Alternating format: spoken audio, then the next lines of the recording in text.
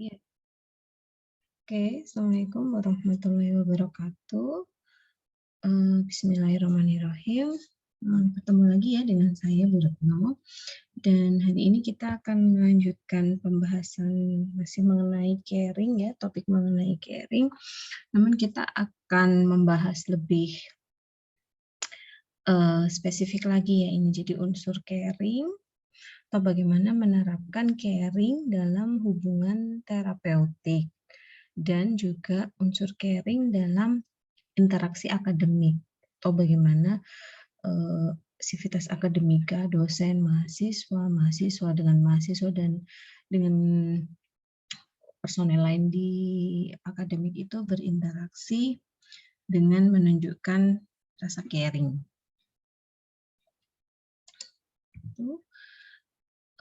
Sehingga kalau kita bagi menjadi dua topik bahasan, kita akan membahas konteks implementasi caring dalam hubungan terapeutik perawat dan pasien itu seperti apa, dan hubungan guru dan siswa. Kenapa sih hubungan guru dan siswa jadi penting ya? Karena memang tujuan dari MK ini salah satunya adalah agar mahasiswa itu bisa menerapkan perilaku caring dalam kehidupan sehari-hari, dan kehidupan sehari-hari yang sangat mungkin nampak adalah kehidupan di atmosfer akademik ya, atau di sekolah atau di perkuliahan.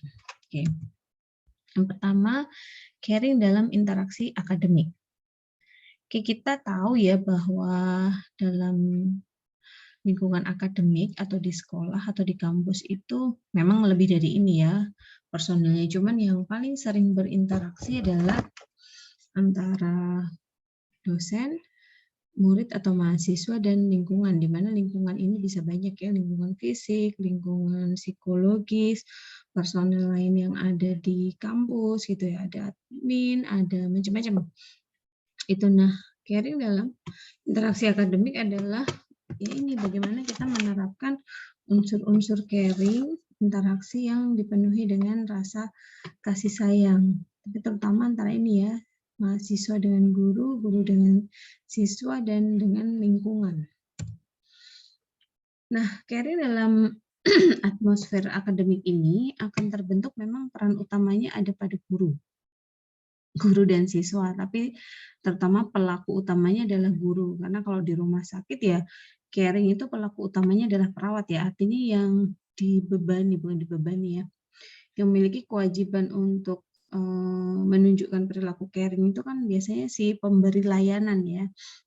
Nah kalau di sekolah kan pemberi layanannya adalah guru atau dosen kalau misalnya di Unjani, meskipun ya tentu saja siswa juga punya andil yang cukup besar dalam interaksi tersebut gitu. Nah, caring itu akan terbentuk saat pertama guru mampu mengidentifikasi dan memenuhi kebutuhan siswanya. Jadi seperti kita tahu ya, jadi caring itu kan unsur utamanya adalah empati atau backbone-nya ya. Kalau kita lihat apa ya, fondasi utamanya adalah empati ya. Kemudian empati ya, menimbulkan prosocial behavior, keinginan untuk menolong, compassion, dan muncullah caring. Sehingga caring akan terbentuk saat dosen atau guru itu mampu mengidentifikasi dan memenuhi kebutuhan siswanya. Itu yang pertama. Jadi harus bisa memang mengetahui masing-masing kebutuhan siswanya, di mana kebutuhan siswa itu tidak hanya kebutuhan untuk mendapatkan pendidikan ya, tapi kebutuhan secara emosi, untuk digali perasaannya, apa yang dia rasakan sekarang. Mungkin kalau dia sedang marah ya butuh ditanyakan mengapa marah. Artinya kebutuhan di sini tidak hanya terbatas masalah kebutuhan mendapatkan ilmu akademik ya, tapi juga kebutuhan yang lain, baik secara emosi, tapi mungkin kalau finansial nggak bisa ya, kebutuhan emosi terutama. Kemudian setelah tahu kebutuhannya, guru juga harus bisa merespon kebutuhan dan keinginan siswa tersebut. Artinya sebenarnya mahasiswa ini pengennya apa sih? Dan kemudian kita berusaha merespon keinginan tersebut. Tentu saja ini tidak hanya guru ya, bisa antara mahasiswa dengan mahasiswa juga gitu ya, atau bisa juga mahasiswa ke guru atau ke dosennya. Kemudian merespon tantangan atau kesulitan yang dihadapi oleh siswanya. Oh, setelah kita tahu kebutuhannya, kita respon kebutuhan tersebut, kalau bisa kita penuhi, kemudian kita identifikasi juga ada nggak sih tantangan atau kesulitan siswa yang dihadapi misalnya di era pandemi ini ya, kesulitan sinyal misalnya, sehingga dia sering nggak ikut perkuliahan, nggak ikut diskusi tutorial ya, kita respon kira-kira kemudian apa yang bisa kita berikan agar siswa tersebut bisa menghadapi tantangannya, bisa memecahkan tantangannya. Kemudian sensitif terhadap perasaan siswa serta tahapan perkembangan akademik jelas ya. Jadi kita tahu perkembangan dari masing-masing siswa kita. Artinya kalau tahun pertama itu tahapan perkembangannya memang baru proses adaptasi. Tahun kedua mungkin dia sudah tantangannya adalah untuk mengikuti selain perkuliahan dia juga tantangan aktif di kegiatan kemahasiswaan. Tahun ketiga mungkin lebih lagi dia ingin ada self achievement ya, misalnya dia ingin mengikuti beberapa perlombaan-perlombaan dalam skala nasional mungkin atau skala internasional, dan di tahap akhir dia udah turun lagi ya.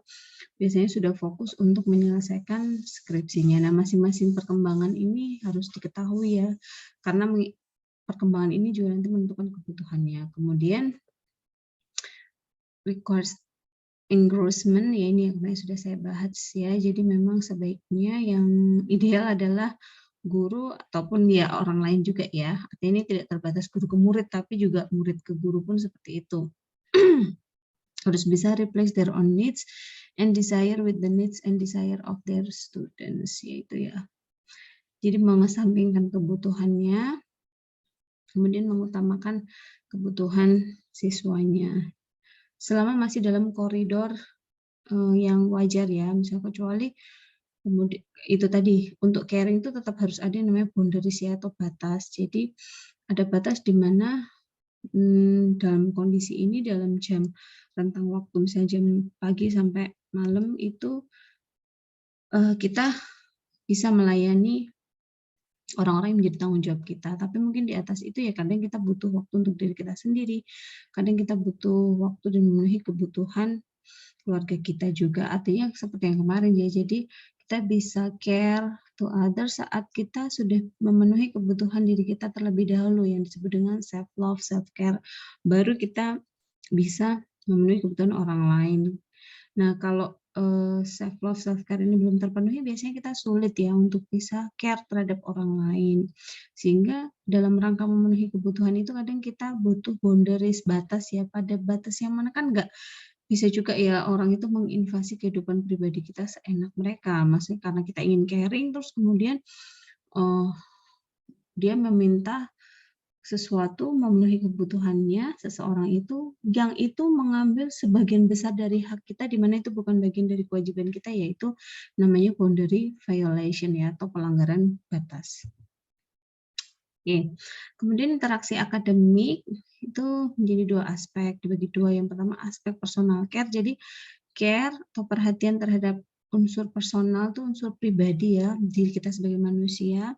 Jadi guru care terhadap aspek personal siswa, dan guru juga yang kedua aspek care terhadap aspek akademik. Jadi ada dua, tidak hanya melulu yang penting kamu kuliahnya yang penting materinya masuk, yang penting nanti nilainya bagus, yang penting kamu lulus uji kompetensi, yang penting nanti kamu bisa problem solving, diskusi aktif, bukan hanya seperti itu, tapi juga kadang-kadang aspek akademik ini juga sangat dipengaruhi oleh aspek personal ya. Misalnya kita lagi atau ada mahasiswa lagi ada masalah dengan keluarganya, lagi sedih, lagi berkonflik, biasanya akademik juga akan terpengaruh.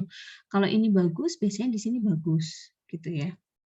Di sini bagus, belum tentu yang ini bagus. Sehingga dua hal ini memang harus sinambung ya, dikelola secara simultan, karena dua hal ini memang saling mempengaruhi. Nah, aspek apa saja yang termasuk personal care? Ya, guru itu merespon siswa sebagai manusia yang utuh ya, yang memiliki kebutuhan emosi, moral, sosial, kultural, dan kognitif. Artinya di sini kata lainnya gini, in personal care teachers act like mothers to nurture the whole character of student. Dengan kata lain, guru itu membentuk karakter siswa. Jadi yang namanya personal care, tugas kami sebagai dosen itu tidak hanya memberikan materi, Yang penting kita kasih materi, kita ajak diskusi, kemudian dia aktif, IPK-nya 3,9, berarti dikatakan pendidikan sudah berhasil, bukan. Namun seorang guru itu juga di personal care ini kita juga membentuk karakter siswa kita, mengajari bagaimana cara bersikap. Makanya kalau ada yang mengingat ya di MK Bahasa Indonesia ya, kalau misalnya saya ada mahasiswa yang sikapnya menurut saya itu tidak proper, tidak tepat diterapkan pada konteks tersebut, ya tetap ditegur ya. Dan kita ajari yang benar tuh seperti ini. Kemudian menanamkan nilai-nilai kejujuran, bukan berarti yang penting nilainya bagus. Kalau sekolah tuh kita tuh tutup mata dengan kelakuan siswa. Yang penting dia nilainya bagus, bayar SPP tepat waktu, berprestasi, bukan seperti itu. Tapi kita juga, guru tuh punya kewajiban membentuk karakter tadi, mengajarkan cara bersikap, menanamkan nilai-nilai kejujuran. Jangan sampai nanti kalau sudah kerja dia jadi koruptor ya, nauzubillah min dzalik, dan menanamkan nilai-nilai budaya, etika, sopan santun. Selain itu kita juga guru tuh merespon mahasiswa sebagai manusia yang utuh, artinya seseorang tuh punya unsur ini, emosi, punya unsur moral, butuh bersosialisasi juga, butuh ditanamkan kultur-kultur yang sesuai dengan yang dianut, dan juga kognitif tentu saja, mengajari problem solving, bagaimana membuat keputusan yang tepat untuk hidupnya sendiri gitu. Artinya di sini personal care itu menyangkut aspek-aspek seseorang sebagai individu yang utuh, sebagai misalnya memenuhi kebutuhan emosinya juga, bagaimana mengelola marah. Misalnya ada mahasiswa yang kalau marah dia bakar, dulu ada ya, mau bakar mobil, mau bakar kampus. Nah itu guru juga menyentuh aspek ini, artinya kita penuhi kebutuhannya juga, kenapa dia harus marah seperti itu, why, dan bagaimana mengelola serta mengekspresikan marahnya dengan cara yang tepat gitu ya. Cuman ya ini sih teori kata-kata, tapi artinya memang kita harus sudah mulai terbuka ya, bahwa dan kalian tuh juga punya hak untuk dipenuhi kebutuhan ini oleh dosen. Artinya guru ya boleh juga kalau misalnya ingin memenuhi kebutuhan-kebutuhan ini yang mungkin tidak bisa terpenuhi di rumah dan itu berpengaruh terhadap akademik, boleh. Itu ya. Nah, ada satu kasus nih, misalnya kalau kemarin yang terjadi ada banyak fenomena, misalnya mahasiswa ini hamil di luar nikah ataupun menghamili anak orang di luar nikah. Nah, kadang di aspek personal ini kita nggak bisa kemudian tutup mata ya gurunya atau dosennya, biar aja deh dia hamil, dia seks bebas, yang penting kan dia nilainya bagus, berprestasi, meraih kejuaraan nasional aktif di kemahasiswaan. Ya nggak bisa seperti itu ya, artinya keberhasilan itu tidak hanya ditentukan aspek akademik saja. Namun kalau saya sendiri pribadi, saya justru lebih bahagia ya kalau mahasiswa saya itu dia tumbuh atau dia lulus itu tumbuh menjadi manusia yang seutuhnya, artinya yang bermoral, yang bisa mengendalikan emosi, yang memiliki karakter yang kuat, daripada hanya meskipun dia secara akademik mungkin nggak bagus-bagus banget ya, tapi saya yakin itu yang justru akan membawa dia ke jalan kesuksesan. Karena kalau akademik itu ya bukan tidak penting ya, penting, cuman ada yang jauh lebih penting gitu ya. Gitu. Kemudian tugas guru ya ini mendorong perkembangan dan kemampuan. Jadi kita coba membangun kemampuan sosial, emosi, dan intelektual menjadi manusia yang bermanfaat. Kalau bisa jadi perawat ya jadi perawat yang memiliki karakter gitu ya. Kemudian memenuhi kebutuhan emosi, moral, sosial, kultural, membantu siswa mengatasi masalah personal dan interpersonal inside and outside school ya. Misalnya ada mahasiswa yang dia ada masalah di luar kampus dengan orang tuanya, misalnya ada konflik, sehingga itu mempengaruhi proses akademik dia. Nah, kita juga biasanya membantu coba mengatasi hal tersebut ya, lewat konseling dengan dosen PA. Jadi boleh kalian itu curhat, minta konseling dengan dosen PA-nya ya, karena itu adalah hak kalian. Gitu ya, nih contohnya membantu masalah siswa dalam adaptasi sekolah, konflik antar teman, konflik dengan keluarga. Yang kedua adalah caring dalam aspek akademik. Kalau di sini jelas ya, jadi guru memiliki tugas untuk memperhatikan siswa, care terhadap aktivitas belajar siswa agar maksimal. Jadi di sini kita coba mengidentifikasi masing-masing siswa tuh gaya belajarnya seperti apa, gimana caranya supaya dengan gaya belajar tersebut dia bisa optimal. Nah, masing-masing siswa atau kecenderungan gaya belajar siswa, cara belajar siswa di masing-masing institusi itu biasanya berbeda gitu. Ada yang suka gayanya dituntun, ada yang suka gayanya itu mandiri, bebas gitu. Jadi tergantung kita perhatian terhadap aktivitas belajar siswa. Kemudian tugas yang kedua adalah manajemen kelas ya, penyusunan jam kuliah, peletakan jadwal ujian. Tujuannya supaya mahasiswa itu bisa maksimal dalam mengikuti perkuliahan yang ada. Kemudian menetapkan aturan akademik seperti deadline tugas, aturan plagiarisme, dengan tujuan utama adalah tercipta suasana akademik yang kondusif.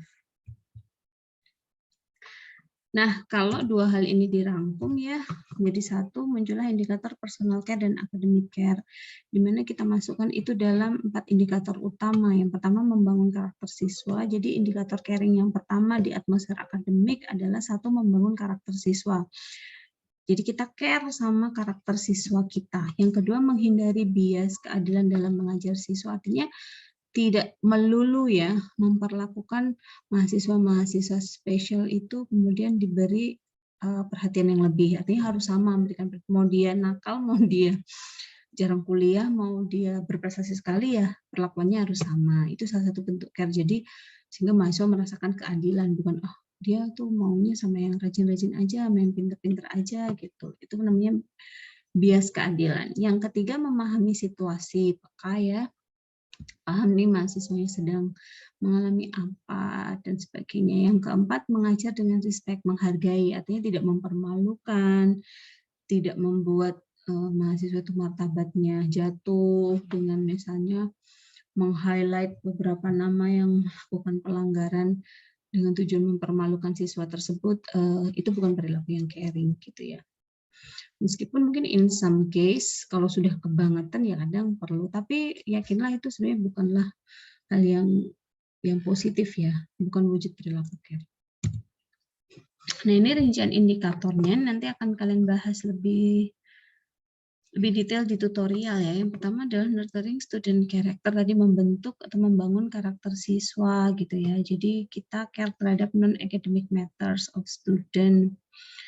Ini ya, tadi sudah saya bahas banyak, care about dignity gitu ya, care about personal karakter, care about moral property, student behavior di konteks sosial out of school, misalnya dia nakal nggak, dia melakukan pelanggaran-pelanggaran atau conduct disorder nggak di luar sekolah, melakukan misalnya seks bebas atau tidak, ya kita harus care ya, guru tuh care terhadap aspek ini. Dan emosional, apa sih yang sedang dirasakan siswanya, mungkin ada yang depresi, mungkin ada yang sedih, mungkin ada yang cemas, mungkin ada yang punya masalah-masalah secara emosi. Nah, ini nurturing students character itu adalah bagian dari caring. Tadi kita membangun dan memperbaiki masalah-masalah karakter-karakter yang mungkin masih bermasalah ya. Kemudian didactical bias, itu kita adil ya, tidak memperlakukan siswa itu secara spesial berlebihan. Meskipun ada kata-kata it is fair if teacher give more academic freedom, ya mungkin boleh dalam kadar yang masih dalam batas wajar ya, boleh sih kita memberikan perhatian lebih pada mahasiswa-mahasiswa yang kita anggap butuh perhatian lebih.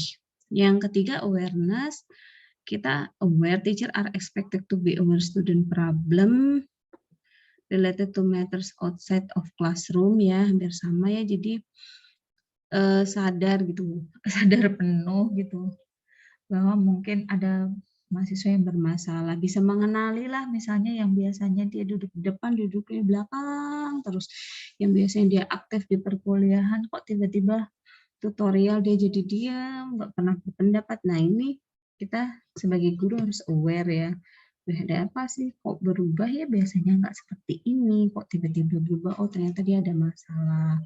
Yang biasanya mengerjakan tugas tepat waktu, dia ngumpulinnya selalu telat, itu kan biasanya something wrong ya. Nah, bentuk caring adalah ya kita aware gitu ya, mungkin ada sesuatu.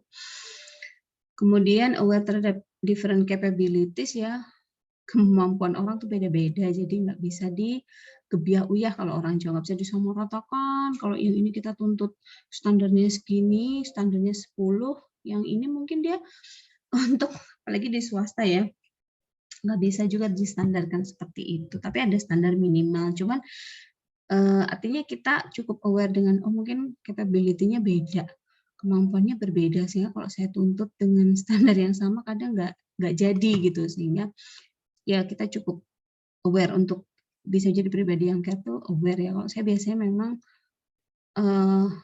kadang berusaha mengenali ini ya, kadang mahasiswa saya ini bisa nggak sih kalau saya tuntut seperti ini, kalau bisa ya gaskan, kalau enggak ya berarti harus dituntun, nggak cuma dituntut ya, tapi dituntun ya, kita coba menyesuaikan. Begitu juga dengan dosen-dosen yang ada lainnya juga seperti itu ya. Kemudian teacher should aware of student background, ini penting ya, dari background apa mahasiswa kita ya, apakah dari keluarga yang utuh atau broken home, karena itu akan sangat mempengaruhi bagaimana dia menghadapi stresor yang ada di akademik. Kemudian teacher expected to be aware of student needs and interest, kebutuhan dan juga minatnya. Ada beberapa mahasiswa yang memang minat di pelajaran praktikum tapi nggak terlalu minat di perkuliahan, itu juga ada. Nah, kita coba menggali hal tersebut. Kemudian yang terakhir adalah respectful didaktik, atau ini ya, mengajar dengan respect, menghargai, artinya ya menghargai martabat siswa ya. Sebaik ini yang saya highlight ini sebaiknya diperhatikan. Artinya boleh dilakukan tapi dengan kadar yang sangat-sangat minimal ya. It is effective if teacher punish careless student in front of classmate. Ini mungkin ya boleh tapi dalam kondisi yang parah ya. Kemudian teacher can justify any method. Boleh ya kita mengubah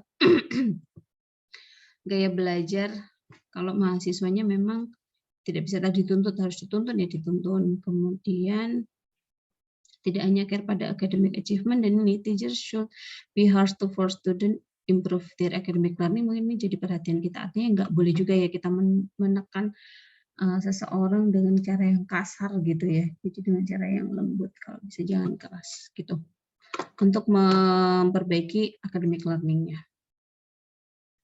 Kemudian teacher method should be fixed based on typical student capability ya, tadi jelas ya. Kalau bisa cara mengajarnya, bedanya ini dengan ini apa? Kalau ini aware tuh mungkin ada perbedaan di capability. Kalau di sini ya di respectful didaktik tuh kita merancang metode-metode sesuai dengan kemampuan siswanya gitu. Mungkin ada yang bisa diajari sekali udah paham, bisa praktikum ya, dia harus berkali-kali. Nah itu ya kita menyesuaikan metodenya berdasarkan kapasitas siswa, bukan kapasitas dosennya. Karena kadang aku aja tuh kalau baca gini aja udah paham loh, tapi kadang siswa tuh suka beda-beda ya, ada yang langsung klik, ada yang mungkin klik-kliknya harus 2 kali, ada yang harus 3 kali, dan sebagainya. Gitu. Nah, yang kedua adalah caring dalam hubungan terapeutik. Kalau tadi kita udah membahas mengenai caring di atmosfer akademik, berikutnya caring dalam hubungan terapeutik. Nah, kita mengenal ada 3 fase dalam hubungan terapeutik antara perawat dan pasien. Jadi, yang pertama adalah fase orientasi, ini fase perkenalan. Kemudian kalau sudah berkenalan masuk ke fase kerja. Di sini perawat melakukan prosedur tertentu ya, konteksnya perawat dengan pasien. Dan di fase terakhir terminasi adalah berpamitan atau end up di meeting ya, gitu. Jadi selalu dalam therapeutic relationship, dalam komunikasi pun ada 3 fase ini.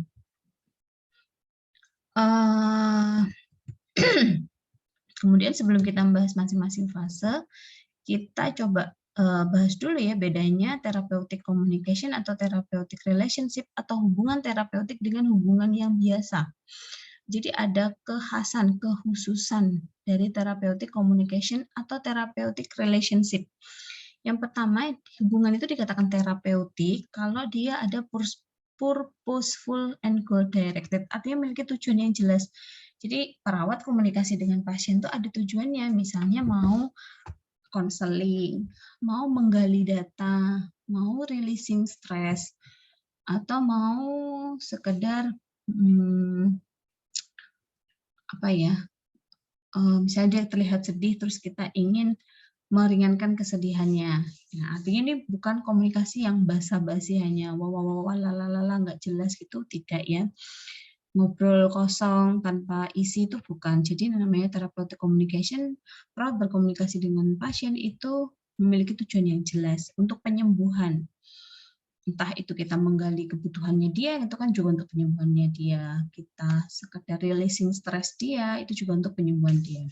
Yang kedua, has well defined boundaries, memiliki batas yang tegas. Artinya kita melakukan komunikasi itu sebatas memang tujuannya adalah untuk penyembuhan. Artinya bukan untuk memenuhi rasa kepo perawat terhadap hal-hal pribadi dia. Kalau misalnya hal pribadi tersebut memang kita butuh gali untuk proses penyembuhan, ya kita harus gali sedalam-dalamnya. Misalnya ada korban abuse ya, misalnya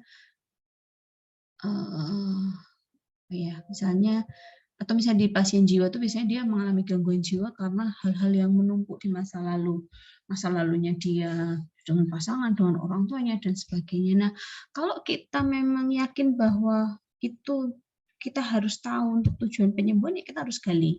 Itu namanya boundaries. Tapi kalau enggak, ya nggak perlu kita gali gitu. Artinya ada batas yang tegas di sini ya. Di area mana kita boleh masuk, di area mana kita cukup mungkin tahu saja ya. Itu harus jelas batasannya gitu ya.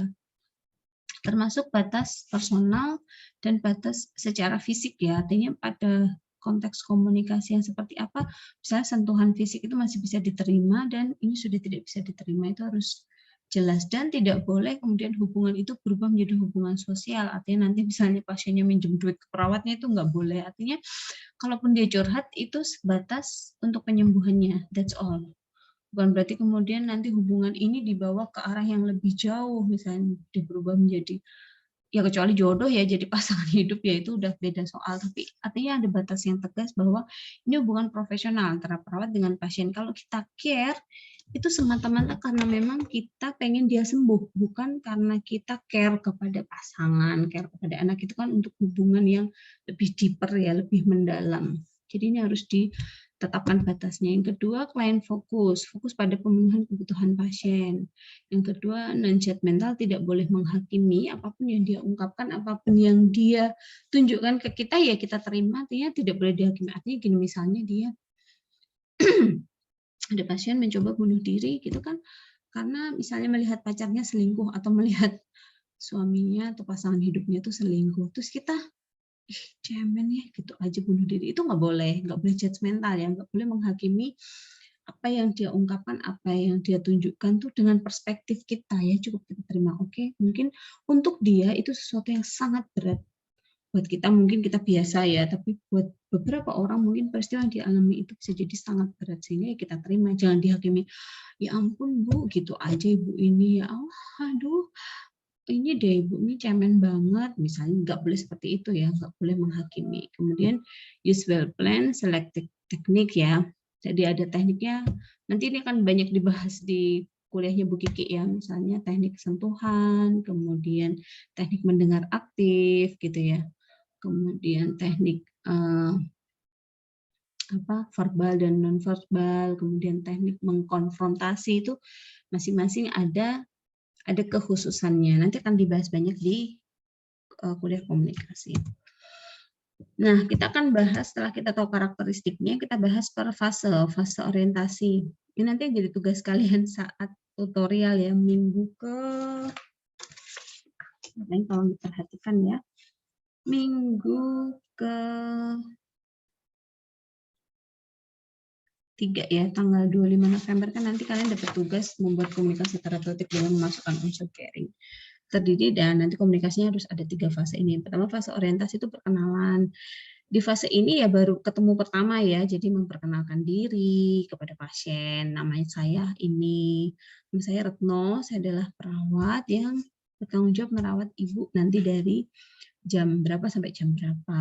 Kalau misalnya ada hal-hal yang ibu butuhkan, ibu bisa memencet bel atau memanggil saya gitu. Itu jelas ya, namanya siapa, tugasnya apa, tanggung jawabnya apa. Kemudian di fase orientasi ini harapannya terjalin trust, artinya pasien merasa secure ya, merasa aman bahwa kita orang yang merawatnya itu akan bertanggung jawab selama dalam shift kita ya. Dia tidak khawatir bahwa nanti aku kalau kesakitan ada nggak ya yang datang untuk misalnya merespon rasa sakitku, nanti aku kalau misalnya mau ke kamar mandi seperti apa kok belum bisa jalan. Nah, di fase orientasi ini makanya harus jelas namanya siapa dan tanggung jawab kita apa, kebutuhan apa saja yang bisa kita penuhi untuk pasien ini, misalnya membantu pasien ke toilet gitu ya, membantu dia mengambilkan makanan dan sebagainya, ya memang itu tugas kita ya, harus kita sampaikan agar pasien merasa aman, oh ayem gitu, tenang, oh berarti saya ada perawat yang nanti akan available untuk membantu saya memenuhi kebutuhan saya nggak perlu khawatir. Misalnya kan ada pasien-pasien yang nggak ditunggui keluarganya ya, itu kan kadang cemas ya karena perawatnya kadang nggak mau dipanggil untuk sekedar menuntun ke toilet, nah jangan seperti itu ya. Itu di fase orientasi harus itu jelas, kita jelaskan tanggung jawab kita dan harapannya terjalin trust. Kemudian selain itu bisa juga di fase orientasi itu kita baru menggali data pasien, mengenali pasien, kemudian kebutuhannya apa, kekuatan apa, dan keterbatasannya apa. Misalnya Ibu, saya habis post op ya Ibu, bisa nggak duduk sendiri? Misalnya, oh nggak bisa, saya masih sakit. Terus kalau misalnya makan nanti bisa nggak Bu ambil makan sendiri? Oh nggak bisa, saya masih kesakitan, belum bisa bergerak misalnya operasi besar ya, masih dalam pengaruh anestesi ya. Berarti kita gali, oh ini kekuatan dan kelemahannya sehingga nanti kita merancang kegiatan apa saja aktivitas yang bisa kita lakukan untuk membantu pasien memenuhi kebutuhannya. Misalnya, oh dia keterbatasan gerak, dia nggak bisa makan sendiri gitu ya, dia nggak bisa pergi ke toilet, dia masih nyeri, itu kita list, kemudian kita tentukan masalah dan nanti kita akan merancang aktivitas apa kira-kira yang bisa kita lakukan untuk memenuhi kebutuhannya. Itu di fase orientasi. Nah di fase kerja ini kebutuhan sudah terpetakan. Jadi misalnya tadi pasiennya habis operasi ya, kita tahu bahwa dia ada keterbatasan gerak, nggak bisa kamar mandi, nggak bisa makan sendiri, nggak bisa karena baru hari pertama misalnya baru tadi pagi operasi, terus ini sorenya cuma masih nyerinya masih hebat ya, terus dia masih kesakitan terus sepanjang hari, kemudian dia belum bisa BAB BAK ke kamar mandi, masih dipasang kateter, nggak bisa BAB ke kamar mandi sendiri, oh sehingga kita tahu kebutuhannya, terus kita susun tujuannya, berarti terpenuhi semua kebutuhannya dan aktivitasnya apa. Misalnya, oh karena dia nggak bisa makan sendiri, berarti nanti di jam-jam makan siang kita dekatkan makanannya itu ke tempat tidurnya. Jadi nggak perlu kita suapin, mungkin kalau dia makan bisa, tapi untuk mendekatkan piringnya sama makanannya ke tempat tidur itu kan karena dia nggak ditunggu ya, dia nggak bisa, kita list aktivitasnya. Yang kedua misalnya, oh, karena dia masih nyeri sepanjang waktu, berarti nanti kita akan injeksikan analgetik itu 8 jam sekali, sehingga pasien tidak kesakitan. Itu di fase kerja. Terus kita do that activity ke pasien kita. Tujuannya untuk mengatasi masalah atau meringankan pasien. Jadi tadi aktivitas berbagai tindakan tadi, dia butuh apa saja dan kita lakukan aktivitas itu di fase kerja. Ini ya. Nah, yang terakhir adalah fase terminasi. Ini adalah final stage of therapeutic relationship, focus on evaluation of goal achievement dan effectiveness of treatment. Artinya di sini berarti sudah terpetakan kebutuhannya, sudah kita lakukan tindakan, terus kita evaluasi dari tindakan kita itu kebutuhan pasien sudah terpenuhi atau belum. Jadi kita tanyakan. Ini bisa pertindakan atau bisa juga di akhir ya secara global, tapi seringnya sih di akhir. Kayak tindakan misalnya tadi pasiennya nyeri ya, terus dia pencet bel, terus kita injeksi, terus setelah injeksi kan kita evaluasi gimana Bu perasaannya setelah saya masukkan obat untuk menghilangkan rasa sakit, apakah nyerinya sudah berkurang Bu gitu. Nah kita evaluasi di sini, baik kalau misalnya sudah berkurang atau masih belum, tidak apa-apa Bu, karena ini obat akan bereaksi minimal 15-20 menit setelah diinjeksikan. Jadi kalau sekarang masih belum terasa efeknya, silakan Ibu tunggu gitu ya. Kemudian nanti 20 menit, kalau masih sakitnya belum berkurang, Ibu bisa menghubungi perawat kembali dengan memencet bel gitu. Itu fokus evaluasi tindakan kita injeksi, ya kita evaluasi dari injeksi yang kita berikan tuh sudah berkurang atau belum nyerinya, dan kita tanyakan subjektif perasaannya, apa yang dia rasakan setelah kita lakukan tindakan, dan observasi secara fisik, raut muka, tanda-tanda vital, dan sebagainya. Nah, kemudian di masing-masing tahap ini ada indikator caring yang harus kalau bisa mewarnai di semua tahapan. Indikatornya apa saja? Jadi sambil kita berkomunikasi itu kita menunjukkan sikap hangat. Hangat tuh artinya kita tertarik, kita memperlihatkan ketertarikan kita pada pasien. Jadi kita atensi tapi tidak mengintimidasi ya, tidak membuat dia merasa risih. Yang kedua, hope. Artinya menghidupkan harapan pasien. Anticipating the future by helping clients look realistically at their potential. Jadi menghidupkan harapan. Harapan ini penting sekali atau sangat dibutuhkan pada pasien-pasien dengan stresor yang sangat berat. Misalnya penyakitnya itu penyakit yang parah, severe stresor ya, severe illness. Misalnya dia kanker ya, itu kan parah. Di mana ada kemungkinan pertama sakitnya mungkin tidak sembuh, kedua ada kemungkinan mungkin dia akan mengalami banyak penurunan fungsi setelah sakitnya ini, ada kemungkinan mungkin dia nggak akan bisa kembali utuh seperti sedia kala. Nah, severe stressor ini saat kita berkomunikasi harus kita tangkap, terus kita berikan hope tadi, positive emotion, optimis ya, bahwa mungkin memang secara prognosis penyakitnya tergolong parah, tapi selalu ada harapan ya. Artinya yang sekarang terjadi itu bukan vonis mati. Artinya vonis mati itu kemudian tidak bisa berubah, itu tidak. Selalu saja ada yang namanya harapan bahwa kondisi ini mungkin tidak akan selamanya ada. Artinya rasa kondisi itu tidak ada yang abadi ya, kecuali kalau sudah meninggal itu baru abadi ya. Tapi selama masih di dalam koridor kehidupan, itu memang sunatullahnya ya, kata Allah itu nggak ada yang abadi. Artinya semua akan silih berganti ya. Sakit itu ada kemungkinan sembuh, nggak pasti ada, walaupun hanya sekian persen gitu ya. Itu harus kita tanamkan pada pasien supaya pasien nggak tambah drop. Kita boleh berikan kisah-kisah pasien yang sudah pernah melewati hal yang sama dan sekarang sudah sembuh, sudah beraktivitas tuh ada banyak gitu ya. Atau yang masih tetap sakit tapi dia tetap bisa produktif, itu juga banyak. Nah, itu kita suntikkan itu harapan-harapan itu kepada pasiennya gitu ya. Faktor hope, ada positive emotion, optimis, kemudian antisipasi future, tapi jangan parah ya. Kita cukup mengantisipasi secara global, artinya setelah sakit tuh kira-kira nanti mungkin ada perubahan dalam ABC dan gimana nih caranya mengantisipasi hal tersebut. Tapi nggak usah detail yang malah nanti pasien jadi cemas gitu ya. Kemudian availability of resource, kita tunjukkan sumber-sumber bantuan yang mungkin bisa diakses oleh si pasien gitu ya. Bu, kalau misalnya butuh bantuan, Ibu bisa menghubungi ABCDE, ada komunitas ini, ada ini untuk meringankan bebannya atau untuk tadi mengantisipasi masalah-masalah mungkin muncul di masa mendatang. Itu hope. Yang kedua report. Report itu ikatan ya antara dua people based on mutual trust atau terjalin rasa percaya. Di mana rasa percaya itu ada tiga ini unsurnya, ada konsistensi, ada respect, ada honesty. Jadi konsisten, artinya kita konsisten ya. Konsisten itu artinya kita teratur dalam merawat pasien ya. Kalau jam segini kita sudah injeksi, ya kita injeksi, jam segini makanan sudah datang ya. Kalau bisa konsisten waktunya, jangan berganti-ganti, terutama kalau anak-anak. Kemudian respect.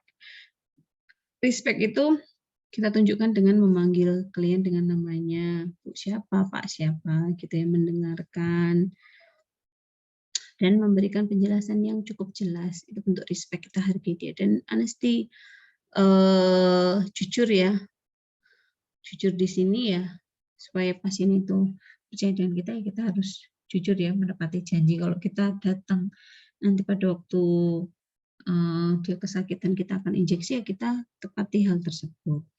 Kemudian empathy, unsur yang berikutnya, understanding, kita udah bahas ya panjang lebar kemarin. Jadi menunjukkan empathy, kita paham dengan cara biasanya validasi. Oke, misalnya aku tuh, misalnya ada pasien ya, dia bilang, aduh saya tuh sedih banget Mbak, karena Saya dia kena kanker ya, stadiumnya lumayan, atau kanker aja deh, terus dia harus kemoterapi, padahal dia kerja, dia punya kerjaan di kantor, nanti gimana dia bolak-balik ke rumah sakit juga masih sembari kerja di kantor, itu kan hal yang menyita pikiran pasien dan menyita emosi ya. Ya di empati ya kita understanding dengan kadang cukup divalidasi, oke, oh gitu ya Bu ya, wah, saya yakin apa yang Ibu rasakan itu memang tidak mudah ya Bu, karena Ibu nanti harus membagi waktu, menjalani terapi di rumah sakit, dan juga aktivitas kantor Ibu juga mungkin banyak dan tidak bisa ditinggalkan. Saya paham pasti cukup berat ya hal tersebut untuk Ibu jalani. Itu kadang empati itu kita coba understand. Nah, kalau kita bisa punya solusi ya kita boleh kasih solusi. Tapi paling nggak kita terima dulu apa yang dia rasakan. Jangan kita hakimi, ah itu tuh gampang kok Bu, nanti Bu tuh tinggal ke rumah sakit, terus ini kan janjian dulu, kemoterapi juga nggak lama kok Bu, Ibu tetap bisa ke kantor sama kemoterapi, seolah-olah tuh kita meremehkan, itu jangan ya. Jadi kita terima apa yang dia rasakan, kalau buat dia itu berat ya kita pahami bahwa oh itu berat. Terus kemudian baru kita mungkin nanti berikan harapan. Kita paling nggak kita terima dulu, kita tampung dulu apa yang dia rasakan. Terus kalau kita mau kasih harapan, ya boleh kita. Tapi ini kok Bu, meskipun berat, ada loh Bu beberapa pasien yang juga mengalami hal yang sama dengan Ibu. Dia juga kerja di kantor, tapi harus menjalani kemoterapi di rumah sakit.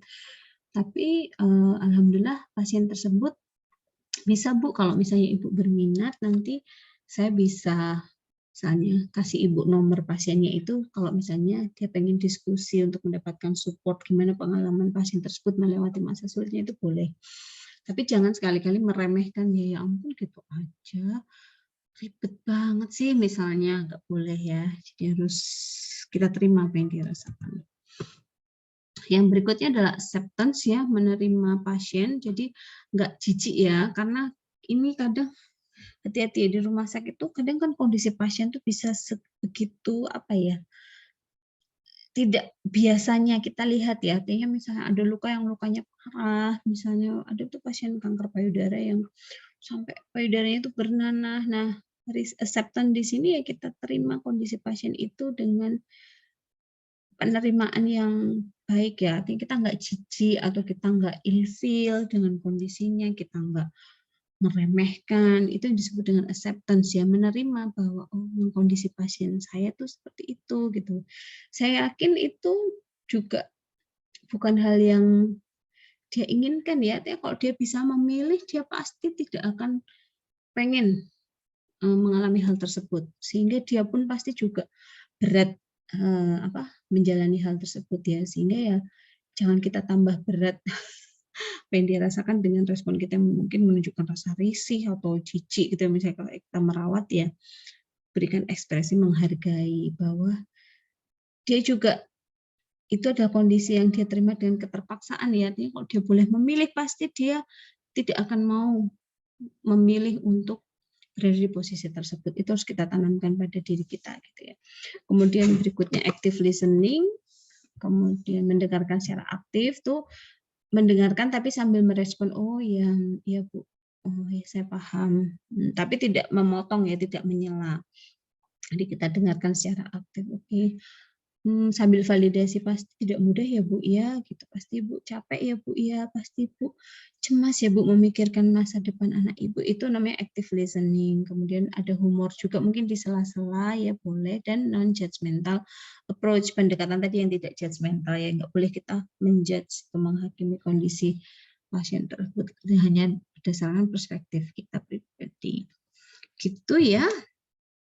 Baik, saya rasa ini saja yang bisa saya sampaikan. Silahkan ini nanti dicermati, dan ini nanti ya dari tahapan ini yang jadi bahan kalian untuk mengerjakan tugas pembuatan video therapeutic relationship untuk hari Kamis minggu depan. Jadi kalian bikin video dari fase orientasi sampai fase terminasi, kemudian di masing-masing fase sisipkan indikator-indikator caring ini, kehangatan tadi ya, tertarik, kelihatan dari wajahnya tapi tidak mengintimidasi, kemudian memberikan harapan, kemudian trust, konsisten, empathy, validasi tadi ya, active listening dan acceptance, tidak jijik gitu ya dengan pasiennya.